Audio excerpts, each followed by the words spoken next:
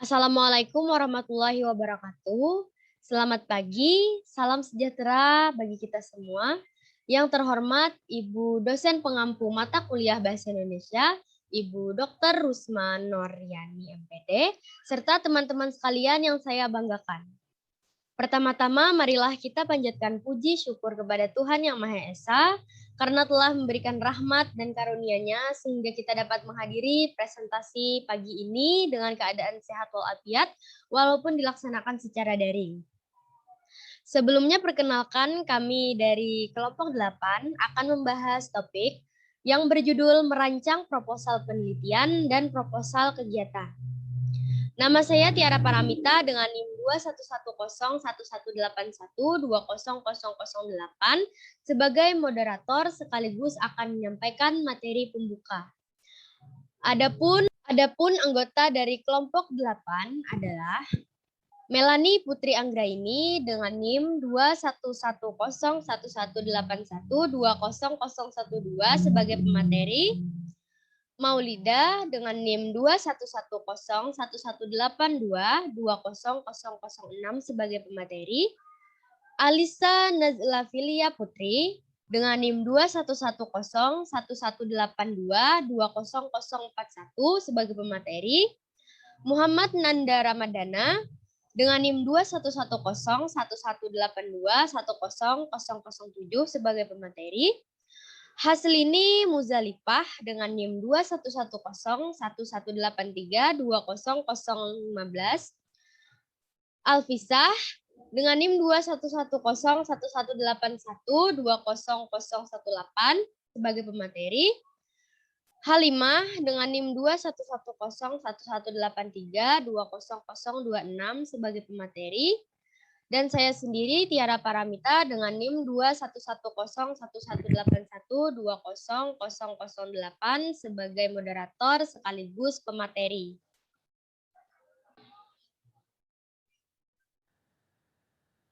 Baik teman-teman, untuk menghemat waktu, selanjutnya kita akan memasuki sesi penyampaian materi. Terdapat 8 hal yang akan kami bahas dalam presentasi kali ini, yaitu yang pertama, pengertian proposal penelitian dan proposal kegiatan. Yang kedua, ciri-ciri proposal penelitian dan proposal kegiatan. Yang ketiga, syarat-syarat proposal penelitian dan proposal kegiatan. Yang keempat, membangun teks proposal secara bersama-sama. Yang kelima, cara membuat proposal yang baik dan benar. Yang keenam, merancang proposal penelitian dan proposal kegiatan. Yang ketujuh, bagian tersulit dalam merancang proposal. Dan yang terakhir adalah alasan mengapa proposal penelitian dan proposal kegiatan ditolak.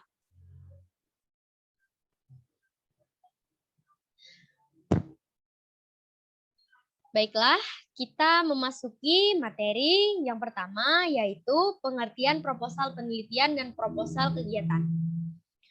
Proposal penelitian adalah proposal untuk melakukan suatu penelitian. Dilansir dari University of Birmingham, proposal penelitian adalah ringkasan singkat dan koheren dari penelitian yang diusulkan. Proposal penelitian berisikan juga masalah utama tentang suatu penelitian dan juga langkah-langkah dalam memecahkan masalah tersebut. Sedangkan proposal kegiatan adalah proposal untuk melakukan sesuatu kegiatan, misalkan bakti sosial dan lain sebagainya. Mungkin itu saja penjelasan dari saya mengenai pengertian proposal penelitian dan pengertian proposal kegiatan. Selanjutnya akan disampaikan oleh rekan saya, Alisa. Kepada Alisa, saya persilahkan. Baik, terima kasih kepada moderator. Jadi saya akan menyampaikan materi tentang ciri-ciri proposal penelitian. Yang pertama adalah bersifat kritis dan analitis. Yang pertama, kita menggunakan proses berpikir kreatif untuk memperoleh bermacam-macam pilihan untuk masalah yang dihadapi. Kemudian kita perlu menggunakan proses berpikir analitis untuk memilih beberapa alternatif solusi yang terbaik. Yang kedua, membuat konsep teori yang tepat. Jadi agar pemahaman atau ide yang dijelaskan kepada proposal tersebut menjadi mudah dipahami. Yang ketiga adalah rasional atau masuk akal. Yang keempat objektif. Yang kelima konsisten dalam menguraikan menjelaskan kalimat singkat, padat, dan jelas. Jadi agar proposal itu mudah dipahami dan tidak terlalu panjang, sehingga proposal itu menggunakan kalimat yang singkat, padat, dan jelas. Tentu saja konsisten dalam menguraikan dan menjelaskan, karena pada proposal tersebut pasti dijelaskan tentang penelitian yang dilakukan. Yang keenam ada koherensi atau saling kait-mengait, agar proposal hanya berfokus pada kegiatan penelitian tanpa harus membahas yang tidak berkaitan dengan proposal yang diajukan. Misalnya adalah membahas tentang penelitian, jadi yang dibahas adalah hanya tentang penelitiannya saja tanpa membahas yang lain-lainnya. Selanjutnya,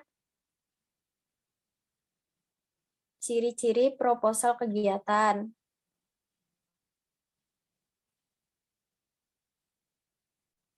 Yang pertama adalah ringkasan kegiatan yang akan dilakukan. Jadi biasanya itu berisikan garis besar kegiatan acara yang akan dilakukan. Yang kedua adalah pemberitahuan kepada instansi atau donatur untuk memberitahuan rincian acara dan apa saja yang dibutuhkan agar acara dapat berjalan dengan baik. Yang ketiga adalah berisikan tujuan dan latar belakang suatu acara. Jadi suatu acara itu pastinya memiliki tujuan dari acara tersebut atau kegiatan tersebut dilakukan. Misalnya adalah suatu acara tersebut bertujuan untuk menggalang dana atau pengenalan suatu bakat. Yang keempat adalah berupa lembaran-lembaran pemberitahuan. Yang kelima ada pihak yang mengajukan. Biasanya pihak yang mengajukan itu adalah pihak yang membutuhkan sponsor atau donatur. Dan yang keenam ada pihak yang menyetujui. Biasanya pihak yang menyetujui adalah pihak yang sudah setuju dengan proposal pengajuan dari pembuat acara. Yang ketujuh, terdapat gambaran kegiatan secara umum. Gambaran kegiatan secara umumnya itu adalah rincian-rincian kegiatan apa saja yang akan dilakukan pada acara tersebut. Yang kedelapan, mempunyai kekuatan persuasif. Yang kesembilan disusun sebelum rencana kerja. Jadi biasanya proposal kegiatan itu digunakan untuk mencari donatur atau sponsor. Tidak mungkin disusun setelah rencana kerja tersebut selesai. Pastinya akan disusun sebelum rencana tersebut dilakukan. Yang 10 adalah bersifat bisnis. Karena pasti akan adanya kesepakatan antara yang mengajukan acara dengan pihak yang menyetujui, sehingga terdapat bisnis di dalamnya atau kesepakatan bisnis di dalamnya. Yang terakhir adalah memiliki sarana dan tujuan yang jelas. Sekian dari saya, materi selanjutnya akan disampaikan oleh teman saya. Baik, saya di sini akan melanjutkan materi Alisha. Saya akan menyampaikan syarat-syarat proposal penelitian dan syarat-syarat proposal kegiatan. Yang pertama, syarat-syarat proposal penelitian yang terdiri dari 5, yaitu yang pertama ada tujuan dan masalah yang jelas. Tujuan penelitian menunjukkan adanya hasil sesuatu yang akan diperoleh setelah penelitian selesai. Juga sesuatu yang akan dicapai. Rumusan masalah pada umumnya berisi pertanyaan mengapa dan bagaimana terkait penelitian atau topik yang dibahas. Pernyataan tersebut memuat masalah-masalah yang hendak dipecahkan. Yang kedua, ada teknik dan prosedur yang rinci. Proposal yang disusun harus berurutan agar efektif dan efisien. Yang ketiga ada tingkat validitas dan kehandalan data cermat, yaitu hasil kegiatan penelitian itu harus terukur. Gunakan angka-angka yang pasti, bukan perkiraan.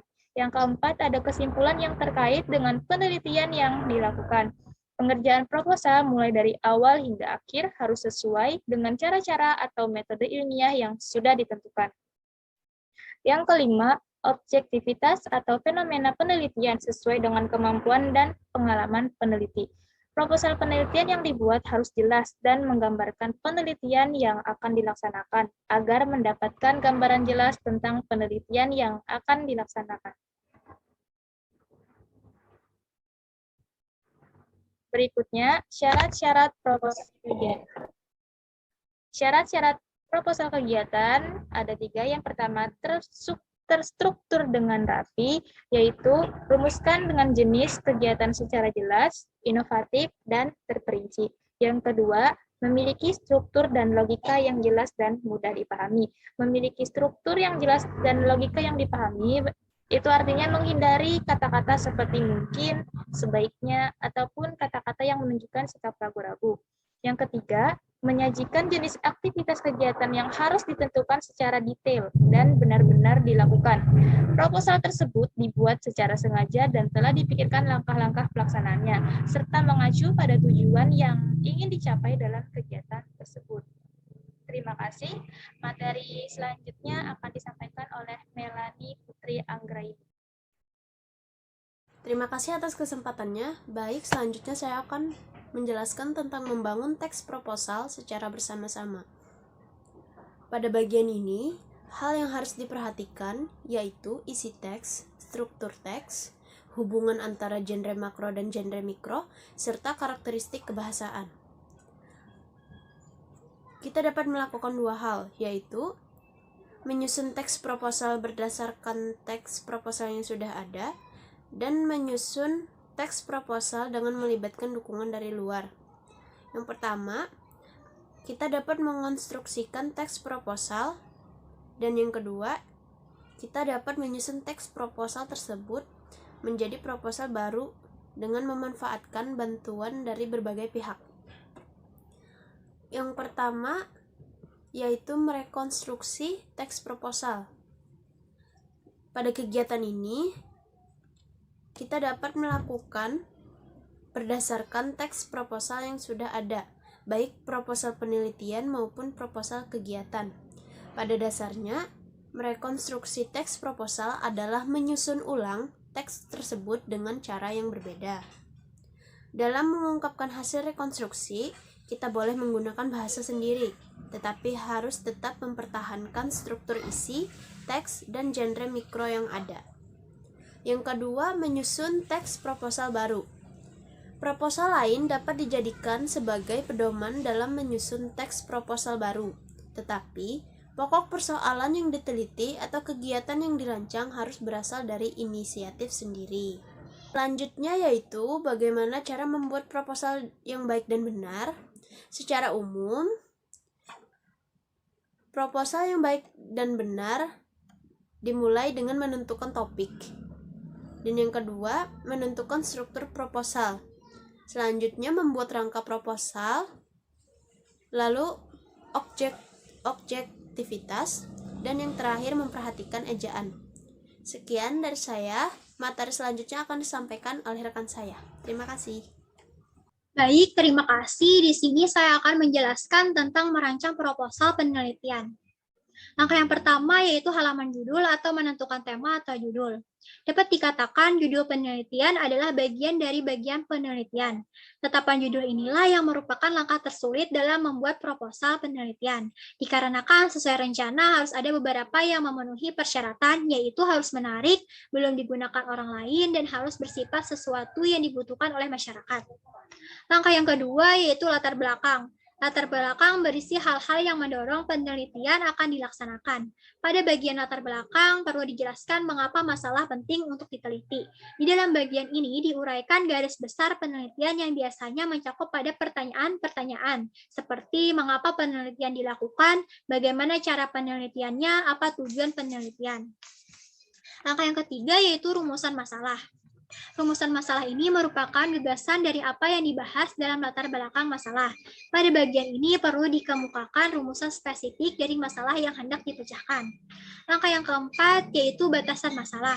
Bagian ini disajikan untuk membatasi ruang lingkup penelitian, di mana pembatasan tersebut meliputi tema atau topik, wilayah yang diteliti, sumber informasi, lokasi penelitian, serta waktu penelitian, sehingga penelitian dapat dilakukan secara lebih mendalam. Langkah yang kelima yaitu tujuan penelitian. Tujuan penelitian berisi tujuan yang akan dicapai dalam penelitian. Pada suatu penelitian, peneliti kadang menuliskan tujuan langsung yang secara spesifik diharapkan dapat dicapai dari kegiatan penelitian. Namun terkadang tujuan penelitian ini dibedakan menjadi dua bagian, yaitu tujuan umum dan tujuan khusus. Tujuan umum meliputi tujuan yang akan mencapai secara menyeluruh yang dapat menjawab tema atau judul penelitian.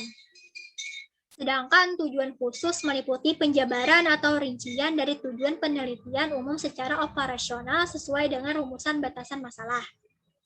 Langkah yang keenam yaitu manfaat penelitian. Manfaat penelitian memuat kegunaan yang dapat diperoleh dari hasil penelitian yang telah dilaksanakan. Langkah yang ketujuh yaitu landasan teori. Landasan teori dimaksudkan untuk memberi gambaran atau batasan-batasan tentang teori yang akan dipakai sebagai landasan penelitian. Langkah yang ke-8 yaitu metode penelitian. Di dalam metode penelitian ada 6 bagian, yaitu yang pertama jenis pendekatan penelitian. Pada bagian ini dipaparkan tentang penelitian yang akan dilaksanakan, misalkan penelitian eksperimen, penelitian tindakan kelas, atau yang lain. Pendekatan penelitian yang akan digunakan juga dijelaskan di sini. Apakah penelitian akan menggunakan pendekatan kuantitatif, kualitatif, atau keduanya? Pemilihan jenis penelitian akan dilaksanakan harus memperhatikan tujuan penelitian yang akan dicapai dan permasalahan apa yang akan diselesaikan. Kedua, waktu dan tempat penelitian. Pada bagian ini, peneliti menjelaskan kapan waktu penelitian dan di mana tempat penelitian akan dilakukan. Yang ketiga, populasi dan sampel. Pada bagian ini, peneliti menjelaskan siapa populasi dan sampel dari penelitian yang dilaksanakan. Populasi adalah keseluruhan subjek yang menjadi wilayah generalisasi hasil penelitian. Sedangkan sampel adalah sebagian anggota populasi yang dikenai tindakan penelitian. Keempat, teknik pengumpulan data. Teknik pengumpulan data adalah cara-cara yang akan digunakan peneliti untuk pengumpulan data penelitiannya. Peneliti dapat memilih berbagai teknik pengumpulan data yang sesuai dengan kebutuhan data penelitiannya. Kelima, instrumen penelitian. Instrumen penelitian yang dimaksudkan di sini adalah alat bantu yang dipilih dan digunakan peneliti untuk mengumpulkan data. Dan yang keenam, teknik analisis data. Pada bagian ini, peneliti perlu mengemukakan bagaimana data penelitiannya dianalisis. Dengan demikian, bagian ini disajikan penjelasan bagaimana teknik analisis data yang akan digunakan peneliti untuk menganalisis datanya. Apabila menggunakan statistik, semua teknik dan prosedur statistik yang digunakan untuk menganalisis data harus dipaparkan. Langkah yang ke-9 yaitu struktur kerangka laporan. Peneliti dapat membangun kerangka teori yang meyakinkan mengenai hubungan antar variabel penelitian dan masalah yang akan diteliti. Langkah yang ke-10 yaitu daftar pustaka. Daftar pustaka merupakan keterangan tentang bacaan yang dijadikan sebagai bahan rujukan dari penulisan. Dalam daftar pustaka dapat dimasukkan tentang pustaka dari buku teks, jurnal, artikel, internet, atau kumpulan keterangan karangan lainnya. Dan yang terakhir yaitu kesimpulan dan penutup. Sekian, itu saja penjelasan dari saya. Selanjutnya akan disampaikan oleh teman saya. Terima kasih kepada pemateri sebelumnya. Di sini saya akan menjelaskan yaitu merancang proposal kegiatan. Yang pertama yaitu judul atau nama kegiatan. Sebutkan nama kegiatan yang direncanakan dengan jelas, singkat, dan padat. Susun nama kegiatan dalam frasa yang menarik untuk diperhatikan. Yang kedua yaitu pendahuluan. Di bagian ini yaitu terdapat A. Latar belakang. Di bagian ini sebutkan alasan kenapa kegiatan yang direncanakan tersebut penting untuk dilaksanakan. Yang B. Tujuan kegiatan. Bagian tujuan kegiatan disebutkan yaitu tujuan dari kegiatan tersebut. Yang ketiga yaitu isi proposal. Di bagian ini terdapat yaitu A. Tema. B. Macam kegiatan. Sebutkan kegiatan-kegiatan yang akan dilaksanakan dari awal sampai akhir. C. Peserta.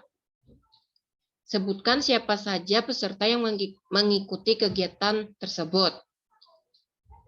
D. Sarana dan prasarana. Sebutkan sarana dan prasarana yang dibutuhkan untuk pelaksanaan kegiatan tersebut. E. Waktu dan tempat pelaksanaan. Sebutkan waktu dan tempat pelaksanaannya secara jelas. Yang keempat, ada susunan acara. Sebutkan susunan acara yang akan dilaksanakan dari awal sampai akhir. Terus durasinya, lokasinya, dan siapa saja yang terlibat pada jadwal masing-masing. Kelima, susunan kepanitiaan. Sebutkan secara rinci siapa saja panitianya yang bertanggung jawab atas pelaksanaan kegiatan tersebut. Keenam, anggaran dana. Sebutkan perkiraan biayanya secara rinci. Yang ketujuh, yaitu penutup. Bagian penutup lebih berperan untuk mendorong sponsor untuk mengeluarkan dana atau pihak yang berwenang memberikan izin pelaksanaan kegiatan. Semangat dan optimisme atas kegiatan yang direncanakan dapat ditunjukkan pada bagian penutup proposal. Sekian dari saya. Materi berikutnya akan dilanjutkan oleh Maulida. Terima kasih kepada pemateri sebelumnya. Baik, di sini saya ingin menjelaskan tentang bagian tersulit dalam merancang proposal. Yang pertama, saya akan menjelaskan tentang proposal penelitian. Bagian tersulit dari proposal penelitian adalah bagian materi dan metode.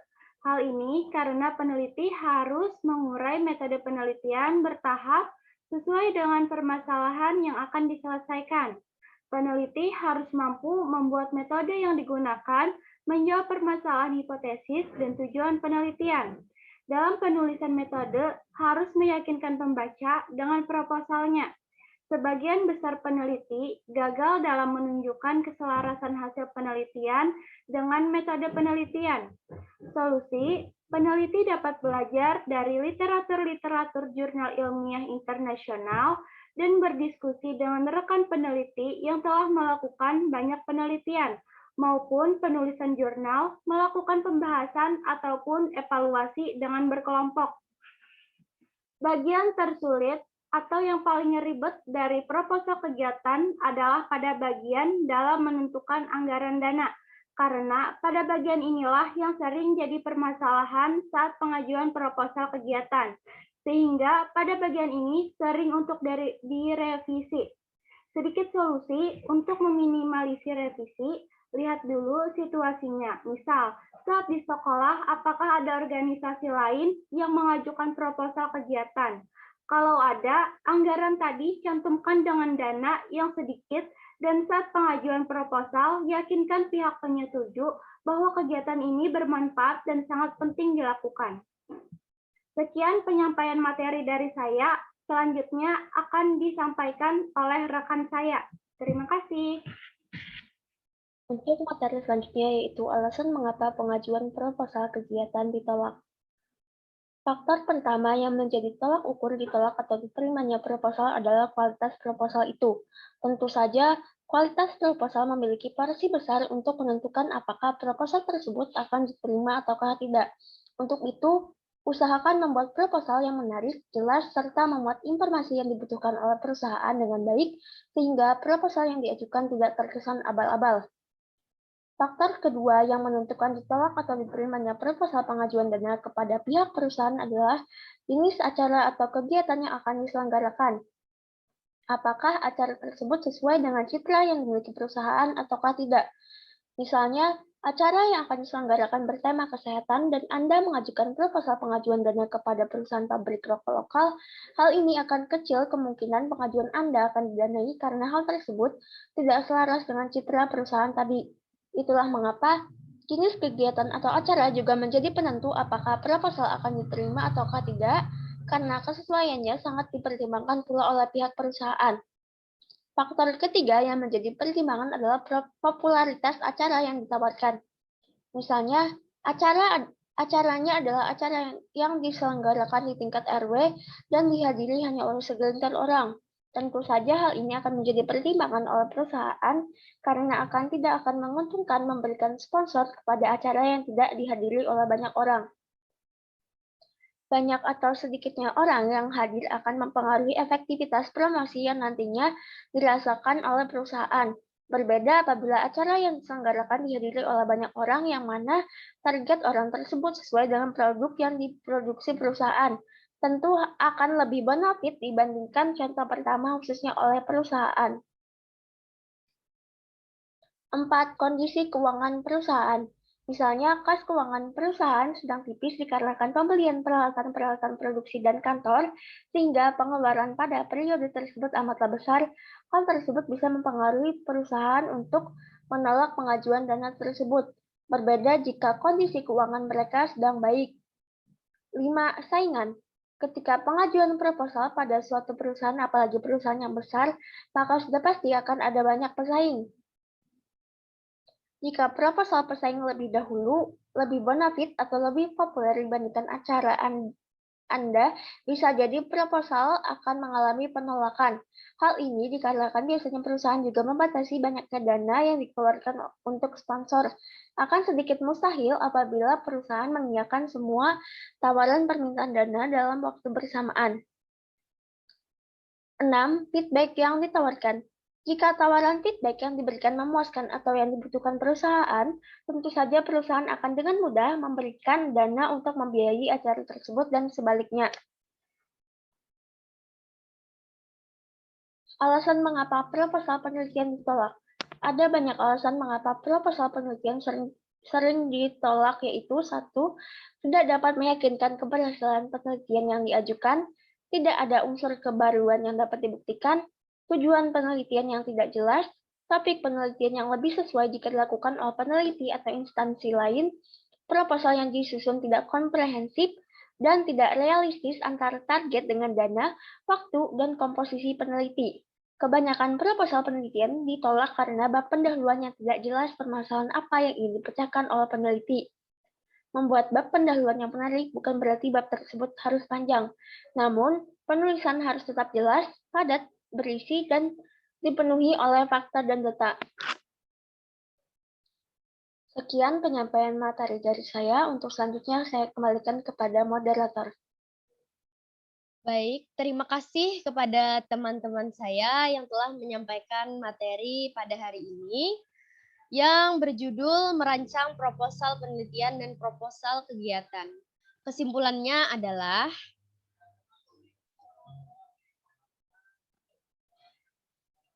kemampuan menyusun proposal sangat penting untuk merencanakan dan mengusulkan suatu kegiatan atau proyek penelitian. Secara umum, ada aturan-aturan, baik yang bersifat metodologis maupun teknis dalam menyusun proposal. Aturan-aturan itu pada umumnya bersifat universal, meskipun untuk hal-hal tertentu yang bersifat teknis, ada yang harus disesuaikan dengan kebutuhan lembaga-lembaga tertentu.